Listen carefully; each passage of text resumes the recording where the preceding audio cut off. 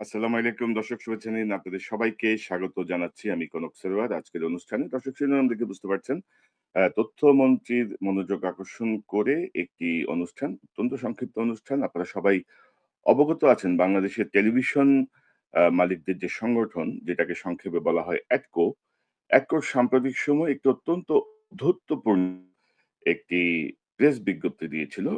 যদিও সেটি তারা পরদিন আবার ভুলবশত বলে প্রত্যাহার করে নিয়েছে। কিন্তু তারপরে আমি মনে করি এ এই যে ঔদ্ধত্য তারা দেখিয়েছে, এই যে আ প্রেস বিজ্ঞপ্তি, এটি নিয়ে আমার মনে হয় একটু কাজ করার সুযোগ আছে। এডকোর যে বিজ্ঞপ্তি, সেই বিজ্ঞপ্তিতে তারা গত ১৭ই মে অর্থাৎ আজ থেকে ২ দিন আগে যেই জরুরি বিজ্ঞপ্তি দিয়েছিল, সেখানে তারা বলছে, "সকলের অবগতির জন্য জানানো যাচ্ছে যে, প্রতিষ্ঠানে কর্মরত থাকাকালীন অর্থাৎ টেলিভিশনে কর্মরত থাকাকালীন অথবা অব্যাহতির পর অর্থাৎ বরখাস্ত হলে যথাযথ কর্তৃপক্ষের অনাপত্তিপত্র, নো অবজেকশন সার্টিফিকেট, এনওসি ছাড়া ছাড়পত্র গ্রহণ না করে অন্য কোনো প্রতিষ্ঠানে চাকরি গ্রহণ করা সম্পূর্ণ নিষিদ্ধ।" ওরে বাবা! নবাবের বাচ্চাদের ঘোষণা দেখেন। প্রতিষ্ঠানের নিয়ম অনুযায়ী অন্য কোনো টেলিভিশন চ্যানেলে যোগদানের পূর্বে কর্মরত বা সর্বশেষ কর্মস্থল থেকে অনাপত্তিপত্র নেওয়া বাধ্যতামূলক। নিম্নোক্ত বিষয়গুলো কঠোরভাবে অনুসরণ করার জন্য বিনীত অনুরোধ জানাচ্ছি। ১ নতুন ওই একই জিনিস আবারও ঘুরে ফিরে বলা এবং অনাপত্তিপত্র নিতে হবে এবং ২ হচ্ছে অনাপত্তিপত্র ছাড়া অন্য প্রতিষ্ঠানে চাকরি গ্রহণ করলে বা যোগ দিলে উক্ত কর্মচারী প্রতিষ্ঠানের নিয়ম ভঙ্গ করেছেন বলে গণ্য হবে এবং প্রতিষ্ঠানের নিয়ম অনুযায়ী আইনগত ব্যবস্থা নেয়া হবে। এমতাবস্থায় সকল সদস্যগণকে উল্লেখিত নির্দেশনাসমূহ অবিলম্বে কার্যকর করার জন্য অনুরোধ জানানো যাচ্ছে। ইটিভির চেয়ারম্যান আব্দুস সালাম, সাধারণ সম্পাদক এটকো, অঞ্জন চৌধুরী, মাছরাঙা টেলিভিশনের চেয়ারম্যান, সভাপতি এটকো। তো আ আ মানে উক্ত কর্মচারী প্রতিষ্ঠানের নিয়ম ভঙ্গ করেছেন। আরে বেটা তোদের নিয়ম কি রে? টেলিভিশনের মালিকদের সংগঠন এটকো আ টেলিভিশনে আবার কি নিয়ম আছে? এই সেই কোন নিয়ম আছে টেলিভিশন? কোন নিয়মের মধ্যে টেলিভিশন চলে বাংলাদেশে? এবং এটা নিয়ে সমালোচনা হওয়ার পরে আমি সাথে একটা Facebook পোস্ট দিয়েছিলাম এবং ১টি ২টি সংগঠন দেখলাম, তাও ধরেন টেলিভিশন সাংবাদিকদের সংগঠন না, অন্য সংগঠন এটা নিয়ে প্রতিবাদ করে এবং আমি দেখাচ্ছি আমি কি লিখেছিলাম। আ ১৮ তারিখ অর্থাৎ ১৭ তারিখের পরদিনই ১৮ তারিখে তারা আবার একটা বিজ্ঞপ্তি দেয় যে "এডকোর সম্মানিত সকল সদস্যবৃন্দ, সকলের অবগতির জন্য জানানো যাচ্ছে যে, গত ১৭ তারিখে এডকোর পক্ষ থেকে ভুলবশত যে অনাপত্তিপত্র বিষয়ক জরুরি বিজ্ঞপ্তি পাঠানো হয়েছে তা প্রত্যাহার করা হলো। অতএব এ বিষয়ে আর কোনো জটিলতা বা প্রতিবন্ধকতা যেন সৃষ্টি না হয়, সে বিষয়ে লক্ষ্য রাখার জন্য বিনীত অনুরোধ জানাচ্ছি।" সেই আব্দুস সালাম এবং অঞ্জন চৌধুরীর স্বাক্ষর। অর্থাৎ সেকেন্ড ল্যাঙ্গুয়েজটা দেখেন। মানে মানে টেলিভিশনে এরা ধরেন এক ধরনের দাসপ্রথা চালু করার একটা উদ্যোগ নিয়েছিল আরকি। টেলিভিশনে তারা সাংবাদিকদেরকে তারা দাস হিসেবে ব্যবহার করবে এমন একটা ভাব।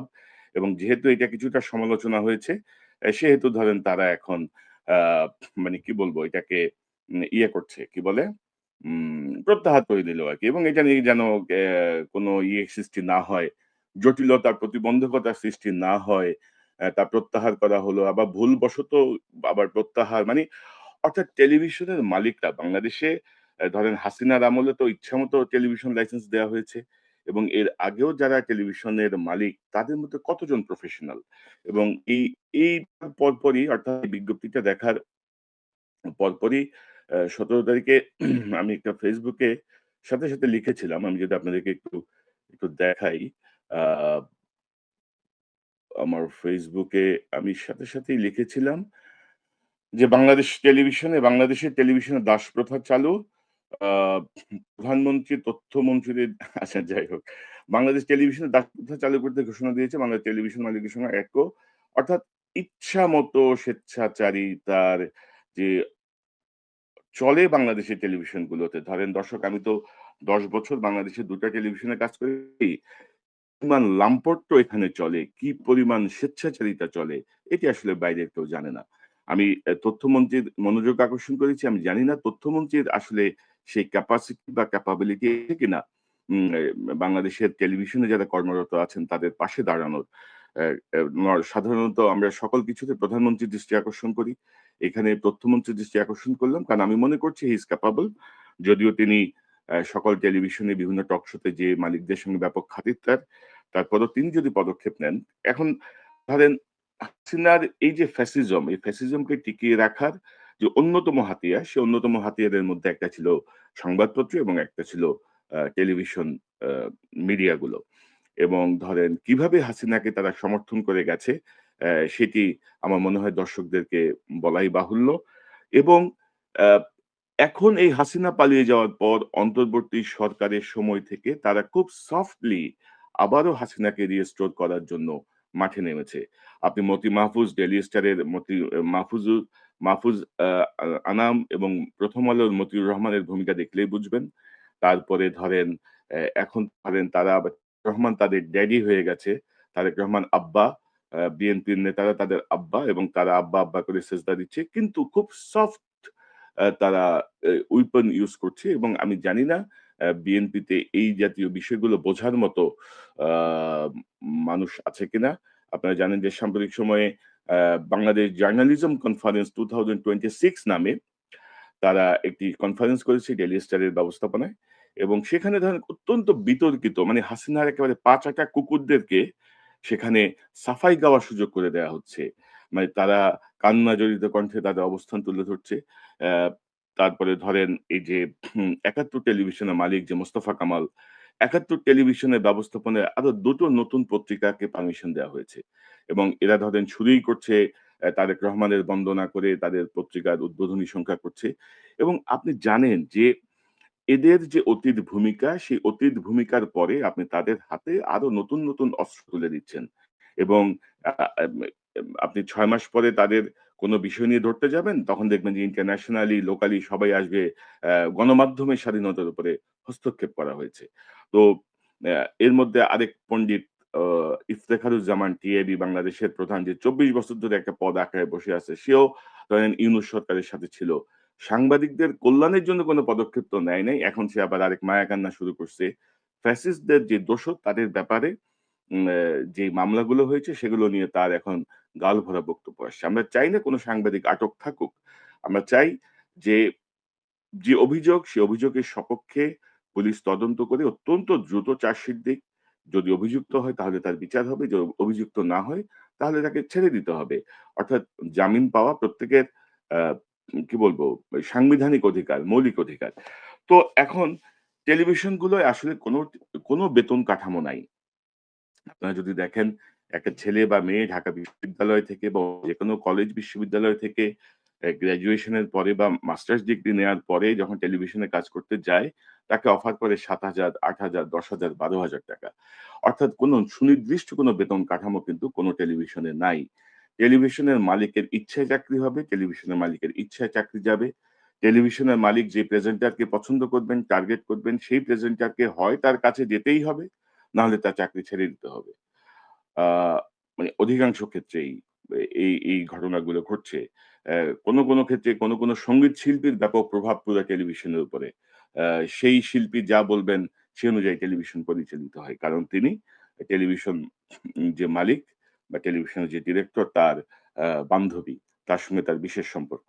তো এই যে পরিস্থিতি, এই পরিস্থিতিগুলোর বহিঃপ্রকাশ হচ্ছে এই যে অধ্যত্বপূর্ণ এই এডকোর এই বিজ্ঞপ্তি এবং আ টেলিভিশনের প্রত্যেকটা মালিক সম্পর্কে যতগুলো টেলিভিশন আছে প্রত্যেকটা মালিক সম্পর্কে আমার কাছে বিপুল পরিমাণ তথ্য আছে এবং ধরেন আমি নিজে দেখেছি, আমি নিজে যখন অ্যারেস্ট হয়েছিলাম তখন এই টেলিভিশনগুলোর ভূমিকা দেখেছি, পত্রিকার ভূমিকা দেখেছি। আমাকে থামানোর জন্য যখন আমার ছোট বোনকে অ্যারেস্ট করা হয়েছিল, তখনও আমি এই টেলিভিশন এবং মিডিয়ার মালিকদের ভূমিকা দেখেছি। সো কোনো বিষয় নিয়ে কারো প্রতি আমার বিশেষ কোনো পিতলা খাতির নাই। বাংলাদেশের পত্রিকা এবং টেলিভিশনে যে কাজ করে আসছি আমার নিজের মেধা এবং শ্রম, মাথার ঘাম পায়ে ফেলে কাজ করে আসছি এবং যে কাজ করছি তার মানে অর্ধেকও বেতন আমি আসলে পাই নাই বা দেয়া হয় নাই। দেয়া হয় না এটা। এটা দেয়া হয় না। আপনি টেলিভিশন মালিকদের মধ্যে আপনি দেখবেন যে এরা লাখ, লাখ টাকা ট্যাক্স ফাইল করে। এক টেলিভিশন মালিকের কথা বলি, সে বেটা মাসে বেতন দিত ৳১৫,০০,০০০। আরে ভাই তোর বেতন কেন ৳১৫,০০,০০০ হবে? তুই কি কাজ করস? টেলিভিশনের মালিক, তুই সিইও, তোর বেতন ৳১৫,০০,০০০। অর্থাৎ প্রত্যেকটা টেলিভিশনের সর্বনিম্ন কর্মচারীর বেতন আর সর্বোচ্চ পর্যায়ের যিনি আছেন তার বেতনের মধ্যে কত পার্সেন্ট গ্যাপ সেটি নির্ধারণ করতে হবে। আপনারা পত্রিকার জন্য ওয়েজ বোর্ড দিচ্ছেন, পত্রিকাগুলো সেটি মানছে কিনা? মানে আসলে বিএনপির এই সরকারটা হচ্ছে একটা সংস্কারের সরকার। এবং এই সংস্কার যদি আপনি মিডিয়াকে যদি হাত না দেন, তাহলে দেখবেন যে মিডিয়া আবার কিভাবে অ্যা উম ভোল পাল্টায়, মিডিয়ার মালিকদের নির্দেশনায় কিভাবে মিডিয়া কাজ করে। ধরেন আমরা যে ১৭ বছর কাজ করেছি, আমাদের সহযোগী কারা ছিল? আমাদের সহযোগী ছিল বিভিন্ন পত্রিকা এবং টেলিভিশনের যারা জুনিয়র সাংবাদিক, মিড লেভেলের সাংবাদিক তারাই আমাদের সহযোগী ছিল। কারণ তারা বলত যে, "ভাই মালিক এটা দিতে দিবে না, আমার সিএনএ এটা করতে দিবে না, আমার হেড অফ নিউজ এটা অ্যালাও করবে না। আমার ডিরেক্টর নিউজ এটা অ্যালাও করবে না। ভাই এটা আপনার আপনার কাছে পাঠাইলাম, আপনারা দেখেন কিছু করতে পারেন কিনা।" সো সেই জায়গাগুলোয় টেলিভিশনকে জবাবদিহির আওতায় আনাটা অত্যন্ত জরুরি। একটা সুনির্দিষ্ট কাঠামোর আওতায় আনাটা অত্যন্ত জরুরি। পাশাপাশি আরেকটা বিষয় দেখবেন যে মালিকরা ধরেন টেলিভিশনের যারা মালিক বা টেলিভিশনের যারা পরিচালক, ডিরেক্টর বৃন্দ আছেন, মানে প্রত্যেকে ধরেন রাজা মহারাজা আরকি। আপনি তাদের প্রত্যেকের গাড়ি দেখেন BMW, Mercedes Benz এর নিচে কোন গাড়ি নাই। সব শালা মানে মহান। আর রিপোর্টাররা যে গাড়ি ব্যবহার করে সেই গাড়ির ফিটনেসই নেই। যেহেতু টেলিভিশনের লোগো লাগায় রাখে বড়, বড়। কোন পুলিশও গাড়ি থামায় না। টেলিভিশনের যে গাড়িগুলো আছে প্রত্যেকটা সাংবাদিক কি পরিমাণ কষ্ট করে কাজ করে। আমার নিজের অভিজ্ঞতা তো আছে এবং টিল নাও স্টিল মানে টেলিভিশনের রিপোর্টিং এর জন্য যে গাড়ি কেনা হবে সেই গাড়ি হচ্ছে সবচেয়ে কম দামি গাড়ি। সেই গাড়ির মধ্যে এসি থাকবে না। সেই গাড়ির মধ্যে কোন রকমের সুযোগ সুবিধা থাকবে না। অর্থাৎ এই রিপোর্টার এরা মানুষ না। নবাবের বাচ্চারা সব BMW, Mercedes Benz ঘুরে বেড়াবে। এরা একেকটা মানে অ্যাটিটিউড হচ্ছে একেকটা মহান আরকি। মহান। মানে আপনি সকালবেলায় অ্যাসাইনমেন্টে ঢুকবেন অফিসে ঢুকবেন, আপনি বের হয়ে কখন আসবেন তার কোনো সুনির্দিষ্ট কোনো সময় নাই। কিন্তু পান থেকে চুন খসলে, নুন থেকে তেল খসলে মানে এদের চেহারা আপনি দেখতে পাবেন যে বিশাল মালিকত্ব তারা জাহির করে বসবে। তো কথা এতটুকুই, এর বেশি বাড়াবো না। আমার মনে হয় যে আমি আরো কিছু কাজ করছি। খুব সহসে এই বিষয়গুলো আপনারা দেখতে পাবেন। একের পর একটা টেলিভিশনের নানা নতিজা, নানা কাহিনী এবং বাংলাদেশের টেলিভিশনে যারা কাজ করেন, আপনারা আমার এখানে এসে কমেন্টস করারও দরকার নাই, কোনো প্রতিবাদেরও দরকার নাই, কিচ্ছু না। দয়া করে আমাকে যদি কোনো তথ্য থাকে, বিস্তারিত কোনো তথ্য থাকে দয়া করে জানান। আমার ইমেইল অ্যাড্রেস আপনাদের সবার কাছেই আছে কনকসেরানিউজ@gmail.com আমাকে মেইল করতে পারেন। নিশ্চয়ই আমি যাচাই বাছাই করে এই তথ্যগুলো তুলে ধরব। এবং আমি মনে করি যে তারেক রহমানের নেতৃত্বে যেই সরকার চলছে, প্রধানমন্ত্রী তারেক রহমান আ সেখানে মিডিয়া সংস্কার অত্যন্ত জরুরি। টেলিভিশনের সাংবাদিকদের একটা বিধিবদ্ধ আ নিয়মের মধ্যে আনতে হবে মালিকদের হাত থেকে বাঁচানোর জন্য। কারণ বাংলাদেশের টেলিভিশনগুলোতে যারা কাজ করেন, সাংবাদিকতা করেন, অধিকাংশ আমি বলব যে শতকরা ৯০ ভাগ অত্যন্ত মেধাবী সাংবাদিক। মেধাবী তরুণ-তরুণী তারা কাজ করছেন। কিন্তু তাদেরকে মিসইউজ করা হচ্ছে। তাদের উপর স্টিম রোলার চালিয়ে তাদের জীবনী শক্তি ক্ষয় করা হচ্ছে মালিকদের স্বার্থে এবং সেই জায়গাগুলো আমি মনে করি একটা সুনির্দিষ্ট কাঠামোর মধ্যে নিয়ে আসা দরকার। আ জহিরুদ্দিন স্বপন, স্বপন ভাই অনেক আগে থেকে উনাকে চিনি। তথ্যমন্ত্রী। আমি মনে করি যে তিনি হয়তো কিছু করতে পারবেন যদি তিনি চেষ্টা করেন। আর যদি চেষ্টা না করেন স্বপন ভাই এই তথ্যমন্ত্রীর পদ আগলায় রাখার কোনো কারণ নাই। আপনার চেহারা দেখার জন্য জুলাই বিপ্লবের পরে আপনাকে তথ্যমন্ত্রীর এই দায়িত্ব দেয়া হয়নি। ইউনূসের আমলে তো আম আ নাহিদের টাউটারিও দেখছি, মাহফুজের টাউটারিও দেখছি। কোন ঘোড়ার ডিম কিছুই হয় নাই। ওগুলা আরো ডুবায়ে গেছে, দালালদেরকে আরো প্রতিষ্ঠিত করে গেছে এবং এখন আপনারাও আবার দেখতেছি যে দালাল ফ্যাসিস্টদের যারা শক্তি তাদেরকে আপনারা নানাভাবে আবারও সামনে নিয়ে আসছেন আপনারা এবং কম্পারেটিভলি বিএনপি কিন্তু আওয়ামী লীগের থেকে সাংবাদিকতার লাইনে বলেন বা উম আ কালচারাল লাইনে বলেন অনেক পেছানো। সেই জায়গাটাকে তাদের রিকভার করার কোন চেষ্টা নাই। বরঞ্চ হাসিনার যারা দোসর ছিল, হাসিনাকে যারা টিকিয়ে রেখেছিল, তাদের পেছনে তারা আবার কুকুরের মতো দৌড়াচ্ছেন আমি বলব। কুকুরের মতো দৌড়াচ্ছেন। তাদের যেভাবে ইজি অ্যাক্সেস আপনাদের কাছে আছে, তাদেরকে যেভাবে আপনারা তুতু করছেন, এটাই আপনাদেরকে আবার কামড় দেবে, ভয়ংকর কামড় দেবে। সেই কামড়ে কোথায় পালাবেন সেইটাও ঠিক করতে পারবেন না। এখনো বলছি, অনুরোধ করছি যে পত্রিকা এবং টেলিভিশনের ব্যাপারে আরেকটু সিরিয়াস হন। টেলিভিশনের কোনো ওয়েজ বোর্ড নাই। টেলিভিশনের সাংবাদিকদেরকে রক্ষা করুন। এই যে এটকোর এই বিজ্ঞপ্তির পরেই আপনারা বুঝতে পারছেন নিশ্চয়ই যে মালিকরা নিজেদেরকে কি মনে করে, কি নবাবের বাচ্চা মনে করে, কি জমিদারের বাচ্চা মনে করে। এরা একেবারে দণ্ডমুণ্ডের কর্তা হয়ে বসে আছে, বিধাতা হয়ে বসে আছে। এদেরকে নিয়ন্ত্রণ করা অত্যন্ত জরুরি এবং হাসিনার আমলে কারা টেলিভিশন পেয়েছে, কেন এই টেলিভিশন? এই টেলিভিশন কতটা বাংলাদেশের স্বার্থে, কতটা তাদের ব্যবসায়িক স্বার্থে, কতটা তাদের লামপট্যের স্বার্থে, এই বিষয়গুলো আমার মনে হয় যে নির্ধারণ করা জরুরি। বাংলাদেশের কোন সাংবাদিক এই লাইনে কথা বলবে না। কোন টেলিভিশন তো নাই, পত্রিকার সাংবাদিকরাও বলবে না। বুদ্ধিজীবীরাও বলবে না। কারণ তারা ধরেন টক শোতে যেয়ে মোটামুটি আয় উপার্জন ভালোই করেন। তো সেই জায়গা থেকে মাননীয় তথ্যমন্ত্রী আপনার মনোযোগ আকর্ষণ করছি। যদি পারেন তো ভালো, না পারলে আপনি শুদ্ধ বিদায় হন। আ মানে আমরা নতুন বিকল্প খুঁজে নেব। আমরা হতাশ না। আমাদের বিকল্প একটার পর একটা বিকল্প বেরোবেই। কোন কিছুতেই কোন কিছু থেমে থাকে না, কোন কিছুতে কোন কিছু আটকে থাকে না। আ এবং বিশেষত আমরা ১৭ বছর ধরে যারা এই হাসিনার দুঃশাসনের বিরুদ্ধে লড়াই করেছি।